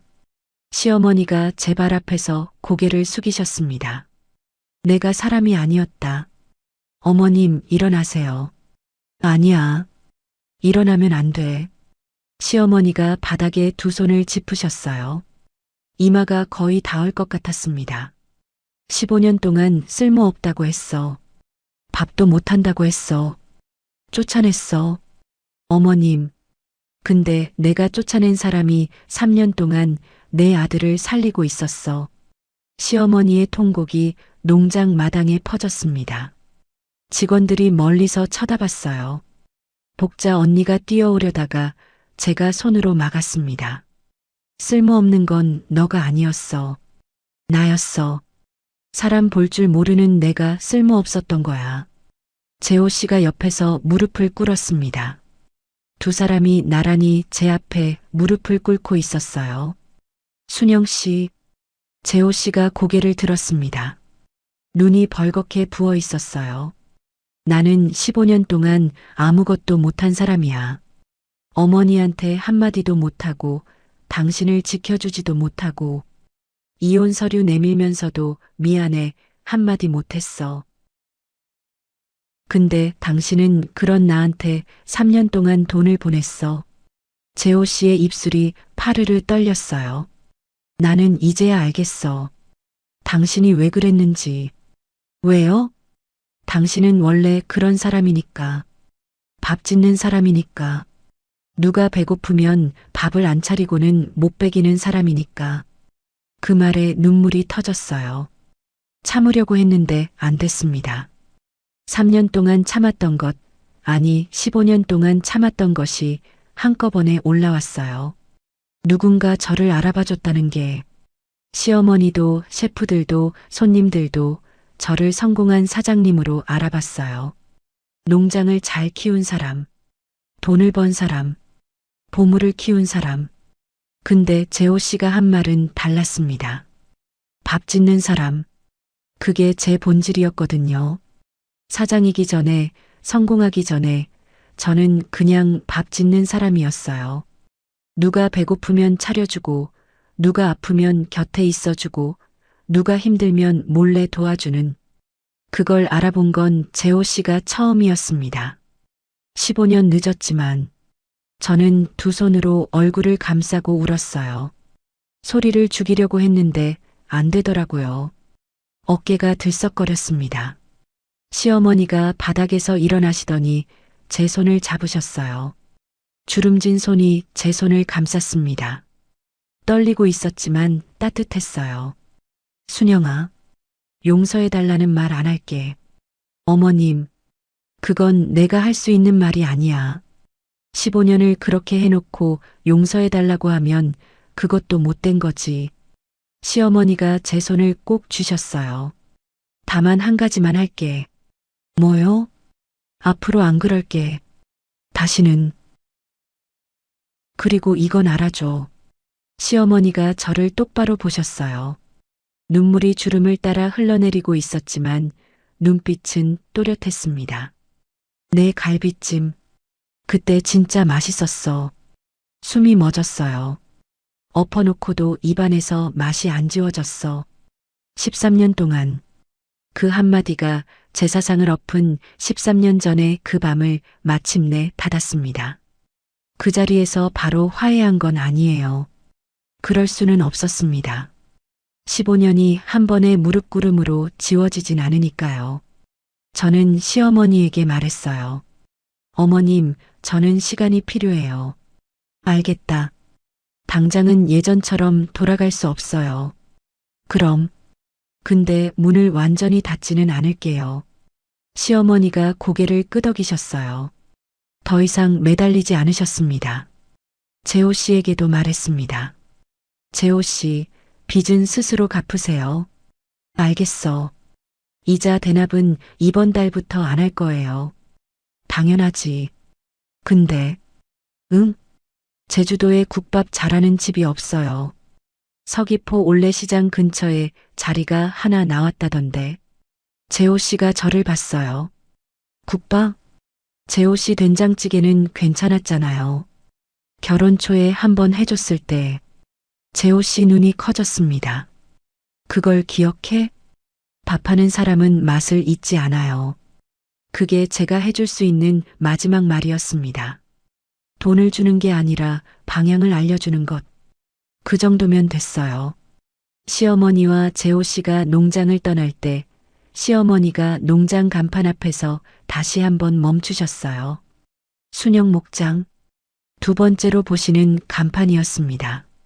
첫 번째는 아무 말 없이 돌아서셨는데 이번에는 작은 소리로 중얼거리셨어요. 잘 됐다. 정말 잘 됐어. 들으라고 한 말이 아니었을 거예요. 근데 바람을 타고 제 귀에 닿았습니다. 그 한마디가 15년 동안 한 번도 못 들은 말이었어요. 잘 됐다. 시어머니가 저한테 한 말 중에 가장 짧고 가장 늦고 가장 따뜻한 말이었습니다. 그날 밤 축사를 돌면서 돼지들에게 말했어요. 오늘 많이 울었어. 창피하지? 사장이 울보라서. 돼지 한 마리가 제 고무장화를 코로 밀었습니다. 배가 고프다는 신호예요. 알았어. 밥 줄게. 사료를 퍼넣으면서 생각했습니다. 나는 밥 짓는 사람이구나. 돼지한테도 셰프한테도 시어머니한테도 재호 씨한테도 밥을 짓는 게 제 일이었어요. 그게 쓸모없는 게 아니었습니다. 그게 저였어요. 1년이 지났습니다. 제주도에 또 가을이 왔어요. 한라산이 빨갛게 물드는 계절, 감귤이 노랗게 익어가는 때, 농장은 여전히 잘 돌아가고 있었습니다. 사육두수 250마리, 직원 25명, 레스토랑은 2달 예약 대기, 강셰프 포함 납품처가 12곳으로 늘었어요. 순영 목장 토종 흑돼지는 이제 제주도를 넘어서 전국에서 알아주는 브랜드가 됐습니다. 그런데 1년 사이에 달라진 건 농장만이 아니었어요. 서귀포 올레시장 골목에 작은 가게가 하나 생겼거든요. 제호국밥. 간판도 소박하고 테이블도 6개뿐인 작은 집이었어요. 된장찌개랑 돼지국밥 2가지만 팔았습니다. 재호 씨가 차린 가게였어요. 사억 빚은 개인회생 신청을 했대요. 서울 아파트를 처분하고 차를 팔고 남은 건 몸뚱이 하나. 그걸로 제주도에 내려와서 시장 골목에 자리를 얻었다고. 저한테 돈을 빌린 건 아니에요. 제가 알려준 건 서귀포 올레시장 근처에 자리가 났다는 말 한마디뿐이었어요. 나머지는 재호 씨가 혼자 했습니다. 복자 언니가 재호 국밥에 몰래 가봤다가 저한테 보고를 했어요. 야, 내 전남편 국밥집 갔다 왔어. 언니가 왜 거기를? 정찰이지. 혹시 이상한 짓 하나 보려고. 그래서 된장찌개가 괜찮더라. 아니, 그냥 괜찮은 정도가 아니라 제법이야. 놀랐어. 복자 언니가 고개를 갸웃하면서 말했습니다. 근데 더 놀란 건 시어머니야. 시어머니가 거기 계세요? 주방에서 설거지하고 계시더라. 가슴이 묘하게 뛰었어요. 70대 노인이 아들 국밥집 주방에서 설거지를. 앞치마 두르고. 순영아, 세상이 진짜 모르는 거다. 그 말을 듣고도 저는 재호 국밥에 가지 않았어요. 갈 이유가 없었거든요. 재호 씨도 저한테 연락하지 않았습니다. 서로 각자의 자리에서 각자의 일을 하는 거, 그게 맞는 거라고 생각했어요. 시어머니가 농장에 처음 나타난 건 초가을이었습니다. 아침 7시, 축사를 돌고 있었는데 직원이 말했어요. 사장님, 입구에 어르신 한 분이 서 계세요. 아침부터요. 누구요? 모르겠는데 일하러 왔다고 하시는데요. 가슴이 철렁했어요. 설마. 입구로 나가니까 시어머니가 서 계셨어요. 낡은 베이지 점퍼 대신 깨끗한 남색 조끼를 입고 운동화를 신고 손에 고무 장갑을 들고 계셨습니다. 어머님? 나 일하러 왔다. 네. 일당 안 받아도 돼. 밥만 먹여줘. 당황했어요. 뭐라고 해야 할지 모르겠더라고요. 어머님, 그런 거 안 하셔도 되는 거 알아. 근데 하고 싶어? 시어머니가 저를 똑바로 보셨어요. 내가 이거 혼자서 읽었잖아. 내가 15년 동안 해준 게 하나도 없잖아. 이제라도 좀 하게 해줘. 어머님, 말 많이 안 할게. 그냥 시키는 거 할게. 저는 시어머니를 오래 보았습니다. 74세. 아니, 이제 75세가 되셨어요. 반년 전에 혈압으로 쓰러지셨던 분이, 주방에서 아들 설거지를 하고 계신 분이, 그분이 새벽부터 고무장갑을 들고 농장에 서 있었습니다. 축사 청소부터 하시면 돼요. 시어머니가 고개를 끄덕이셨어요. 그날부터 시어머니가 매일 아침 농장에 오셨습니다. 버스를 타고 서귀포 시내에서 농장까지 40분. 아침 7시에 오셔서 축사 청소를 하고 사료를 나르고 울타리를 점검하셨어요. 점심은 직원 식당에서 직원들과 같이 드셨습니다. 오후 4시쯤 돌아가시고 아무 말도 안 하셨어요. 첫날도, 둘째 날도, 일주일째도 저한테 먼저 말을 거신 적이 없었습니다. 제가 지나가면 고개만 살짝 숙이셨어요. 수고하세요 같은 인사도 안 하셨어요. 그냥 묵묵히 일만 하셨습니다. 직원들이 처음에는 어리둥절해 했어요. 사장님, 저 할머니 누구세요? 저기, 친척이에요. 아, 네. 근데 일을 진짜 열심히 하세요. 아침부터 직원 말이 맞았어요. 75세 노인이라고는 믿기지 않을 만큼 부지런하셨습니다. 축사 구석구석을 쓸고 돼지 물통을 갈고 사료 포대를 나르셨어요. 무릎이 안 좋으신 건 알았어요. 쪼그려 앉을 때 얼굴을 찡그리시는 게 보였거든요. 근데 한 번도 쉬자고 안 하셨어요. 그렇게 한 달이 지났습니다. 한 달 동안 시어머니와 저는 업무적인 말 외에는 한마디도 안 했어요. 축사 3번 청소됐습니다. 네, 감사합니다. 그 정도. 복자 언니가 답답해했어요. 야, 한 달째 한마디도 안 해? 같은 농장에 있으면서 뭘 말해요? 몰라. 그래도 한마디쯤은 해야 하지 않아? 시간이 필요하다고 했잖아요. 한 달이면 된 거 아니야? 15년이요, 언니. 한 달로는 부족해요. 복자 언니가 입을 다물었습니다. 그런데 어느 날 저녁이었어요. 늦가을 해가 짧아져서 5시만 되면 어두워지거든요. 시어머니가 보통 4시에 가시는데 그날은 5시가 넘도록 안 가시더라고요. 축사 뒤편에서 뭘 하고 계셨어요? 가봤습니다.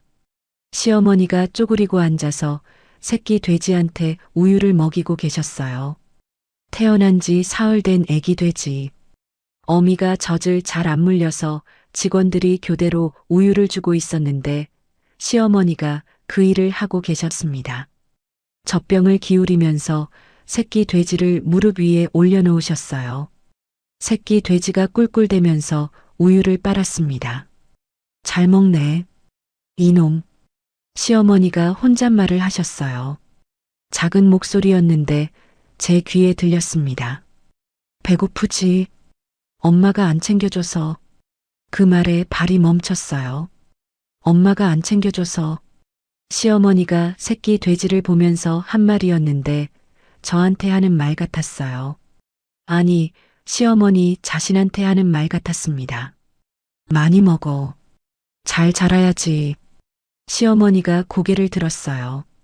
저와 눈이 마주쳤습니다. 잠깐 어색한 침묵이 흘렀어요. 어머님, 늦었는데 들어가셔야죠. 응. 이것만 다 먹이고. 순영아. 한 달 동안 업무적 말 외에 제 이름을 부르신 건 처음이었어요. 응? 이 새끼 돼지 이름이 뭐야? 아직 안 지었어요. 그래. 시어머니가 새끼 돼지를 내려다보셨어요. 복이라고 하면 안 되나? 복이요? 응. 복 많이 받으라고. 작은 웃음이 새어나왔어요. 저도 모르게. 좋아요. 복이. 시어머니가 고개를 끄덕이셨어요. 새끼 돼지가 우유를 다 먹고 코를 킁킁거리면서 시어머니 손가락을 하찼습니다. 에이, 간지러워. 시어머니가 웃으셨어요. 1년 만에 처음 보는 웃음이었습니다. 그날 저녁 시어머니를 버스 정류장까지 모셔다 드렸어요. 처음 있는 일이었습니다. 한 달 동안 시어머니가 알아서 오시고 알아서 가셨거든요. 정류장까지 걸어가는 길, 감귤나무 사이로 노을이 지고 있었어요. 어머님, 응? 식사하셨어요? 시어머니의 발이 멈췄어요. 돌아보셨습니다. 눈이 커지셨어요. 입술이 파르르 떨렸습니다. 식사하셨어요? 평범한 말이었어요. 매일 하는 말. 근데 시어머니와 저 사이에서 그 말은 평범하지 않았습니다. 15년 동안 제가 매일 여쭤보던 말이거든요. 어머님, 식사하셨어요? 밥 차려드리기 전에 항상 했던 말. 쫓겨난 이후 3년 동안 한 번도 하지 않았던 말. 시어머니의 눈가가 빨갛게 물들었어요. 안 했다. 떨리는 목소리였습니다. 들어오세요. 밥 차려놨어요. 시어머니가 한참 서 계셨어요. 감귤나무 사이로 바람이 불었습니다. 노을이 시어머니 얼굴을 비추고 있었어요. 순영아. 네. 나 먹어도 되는 거야? 그 물음에 코끝이 찡했습니다. 15년 동안 제 밥을 업고 맛없다 하고 쓸모없다 하신 분이 이제는 먹어도 되냐고 물으셨어요. 당연하죠. 밥인데요. 시어머니가 고개를 숙이셨어요. 어깨가 떨렸습니다. 농장 안으로 돌아가서 제 집 부엌에 앉히셨어요. 작은 식탁? 의자 2개. 그 자리에 시어머니를 앉히고 밥을 차렸습니다. 된장찌개, 계란말이, 김치, 멸치볶음, 그리고 밥 한 공기. 대단한 게 아니에요. 매일 제가 먹는 밥이에요. 시어머니가 숟가락을 들었습니다. 된장찌개를 한 숟가락 떠서 드셨어요. 맛있다. 한마디였어요. 15년 동안 한 번도 안 하신 말. 맛있어. 순영아. 숟가락을 내려놓을 뻔했어요. 손이 떨려서 더 드릴까요? 응. 된장찌개를 한 그릇 더 퍼드렸습니다. 시어머니가 밥을 다 드시고 숟가락을 놓으셨어요. 빈 그릇을 한참 보시더니 말씀하셨습니다. 내가 15년 동안 매일 이 밥을 먹었으면서 한 번도 맛있다고 안 했다. 어머님, 미쳤었어. 진짜 미쳤었어. 시어머니가 식탁 위에 두 손을 올려놓으셨어요. 주름진 손이 떨리고 있었습니다. 이제라도 말할게. 네. 순영아, 밥 잘한다. 눈물이 흘렀어요. 참으려고 했는데 안 됐습니다. 고개를 돌렸는데 시어머니도 울고 계셨어요. 작은 부엌에서 두 사람이 울었습니다. 소리 없이. 그 뒤로 시어머니는 매일 농장에 오셨어요. 일하시고 저녁에 제 집에서 밥을 드시고 가셨습니다. 매일은 아니었어요. 일주일에 3-4번. 시어머니가 안 오시는 날은 제오국밥 주방에서 설거지를 하셨대요. 서서히, 아주 서서히 대화가 늘었어요. 순영아, 이 돼지배가 많이 나왔네. 곧 새끼 낳을 거예요. 그래, 내가 봐줄까? 어머님이 뭘 봐요? 에이, 나도 시골에서 자랐어. 돼지 새끼 받는 거 정도는 할 줄 알아. 진짜요? 내가 뭘 못하겠어. 그 말에 웃었어요. 15년 동안 내가 뭘 하겠어를 들었는데 이번에는 내가 뭘 못하겠어였습니다. 같은 구조의 말인데 방향이 달랐어요. 추석이 왔습니다. 농장 직원들이 연휴라 집에 갔어요. 저는 축사를 비울 수 없어서 농장에 남았습니다. 아침에 축사를 돌고 있었는데 시어머니가 오셨어요. 손에 비닐봉지를 들고 어머님, 추석인데 왜 오셨어요? 갈 데가 있어야 가지. 시어머니가 부엌으로 가시더니 비닐봉지에서 재료를 꺼내셨어요. 소고기, 무, 두부, 도라지, 시금치. 뭐 하시는 거예요? 추석인데 차례상은 못 차려도 밥은 차려야지. 시어머니가 앞치마를 두르셨습니다. 그리고 저를 보시더니 말씀하셨어요. 오늘은 내가 해줄게. 15년 동안 제가 차렸어요. 매번 제가 새벽 4시에 일어나서 전 부치고 나물 무치고 갈비찜 만들고 처음이었습니다. 시어머니가 저한테 밥을 해주시겠다고 한 게 어머님이요? 왜 못 믿어? 아니요, 그게 아니라 비켜. 부엌은 내가 할 테니까 너는 축사나 봐. 시어머니가 능숙하게 움직이셨어요. 물을 썰고 나물을 데치고 된장을 풀고 재호 씨한테서 배운 건지 아니면 원래 할 줄 아셨던 건지 손이 빨랐습니다. 점심때 식탁에 밥이 차려져 있었어요. 시어머니가 차린 밥, 소고기 미역국, 도라지 나물, 시금치 나물, 두부조림, 김치, 밥. 앉아. 네. 식탁에 마주 앉았습니다. 그때 현관문이 열렸어요. 재호 씨였습니다. 손에 뚝배기를 들고 서 있었어요. 국밥집 쉬는 날이라 국밥 가져왔어. 뒤에 복자 언니도 있었습니다.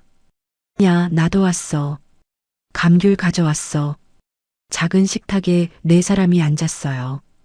의자가 모자라서 복자 언니는 부엌 의자를 가져왔습니다. 시어머니가 차린 밥, 재호 씨가 가져온 국밥, 복자 언니가 가져온 감귤, 그리고 제가 아침에 만들어둔 갈비찜. 시어머니가 갈비찜을 보시더니 숟가락이 멈추셨어요. 이거 갈비찜이요. 어머님 오실 줄 알고 아침에 만들어놨어요. 시어머니가 한 점을 드셨어요. 오래 씹으셨습니다. 천천히, 아주 천천히. 그리고 고개를 끄덕이셨어요. 맛있다. 재호 씨가 옆에서 한 점을 먹더니 말했습니다. 진짜 맛있네. 복자 언니가 웃었어요. 야, 원래 맛있었어. 너네만 몰랐지. 그 말에 시어머니가 고개를 숙이셨어요. 재호 씨도 알아요, 언니. 놔두세요. 제가 말했습니다. 복자 언니가 입을 다물었어요. 식탁이 조용해졌습니다. 숟가락 소리만 들렸어요. 조용한 식탁이었어요. 15년 동안 상을 업고 소리 지르고 우는 소리가 났던 식탁과는 달랐습니다. 이 조용함이 좋았어요. 밥을 다 먹고 감귤을 까먹으면서 마당에 나왔어요. 네 사람이 나란히 벤치에 앉았습니다. 해가 서쪽으로 기울고 있었어요. 순영 씨, 재호 씨가 조용히 불렀어요. 네. 국밥집이 좀 자리가 잡혔어. 아직 빚은 많지만 매달 조금씩 갚고 있어. 잘 됐네요. 어머니가 많이 도와줘. 설거지도 하시고 밑반찬도 만들어 주시고. 시어머니가 옆에서 작은 소리로 말했어요. 그 정도는 해야지. 복자 언니가 감귤을 까면서 끼어들었습니다. 할머니, 설거지 솜씨가 좋으시대요? 우리 농장 식당에서도 좀 해주세요. 에인, 여기는 순영이 직원들이 잘하잖아. 그래도 할머니가 하면 더 깨끗할 것 같은데. 시어머니가 웃으셨어요. 복자 언니도 웃었고 재호 씨도 웃었습니다. 저도 웃었어요. 이상한 풍경이었습니다. 전 남편이랑 전 시어머니랑 농장 벤치에 나란히 앉아서 감귤을 까먹고 있다니. 가족이라고 부르기는 어려웠어요. 예전의 가족도 아니고 새로운 가족도 아닌. 뭐라고 해야 할까? 서로의 상처를 아는 사람들. 그래서 조심스러운 사람들. 그런 관계. 그거면 충분했어요. 해가 완전히 졌습니다. 시어머니와 재호 씨가 돌아갔어요. 복자 언니도 내일 보자 하고 갔습니다. 혼자 남았어요. 축사를 마지막으로 돌았습니다. 돼지들이 잠들어 있었어요. 새끼 돼지고기도 어미 옆에 붙어서 코를 골고 있었습니다. 농장 뒤편 감귤밭 사이 벤치에 앉았어요. 하늘을 올려다봤습니다. 별이 쏟아지고 있었어요. 52년을 살면서 깨달은 게 있어요. 나를 무시하는 사람에게 인정받으려고 15년을 낭비했습니다. 쓸모없는 년이라는 말을 뒤집으려고 맛있다는 말 한마디를 듣기 위해 15년을 바쳤어요. 그 시간에 나를 위해 살았으면 훨씬 빨리 행복해졌을 거예요. 근데 후회하지는 않아요. 15년이 있었기 때문에 지금이 있으니까. 밥 짓는 습관, 참는 습관, 챙기는 습관. 그게 다 저를 만들었으니까요. 다만 알게 된 거예요. 나를 알아봐주는 사람은 따로 있다는 것. 오일장에서 고기를 사간 셰프가 될 수도 있고, 옆집에서 수박을 들고 온 언니가 될 수도 있고, 통장에서 3년치 입금 기록을 발견한 전 남편이 될 수도 있어요. 그 사람을 만나려면 먼저 나를 무시하는 자리에서 일어나야 합니다. 늦었다고 생각할 때가 가장 빠른 때래잖아요. 저는 52세에 시작했어요. 캐리어 하나 들고 제주도에 와서 돼지 3마리를 키웠습니다. 그게 지금 순영 목장이 됐어요. 여러분은 몇 살이세요? 60이든 70이든 상관없어요. 지금부터 시작하세요. 당신의 인생을 사세요. 아무도 당신을 쓸모없다고 할 수 없어요. 당신은 처음부터 쓸모없는 사람이 아니었으니까요. 아무도 알아주지 않았을 뿐이에요. 이 이야기를 끝까지 들어주셔서 감사합니다. 여러분의 인생에 보물이라고 불러줄 사람이 꼭 나타나길 바랍니다. 구독과 좋아요, 그리고 어디에서 듣고 계신지 댓글로 남겨주세요. 그쪽을 향해 복 받으시길 기도드리겠습니다. 감사합니다.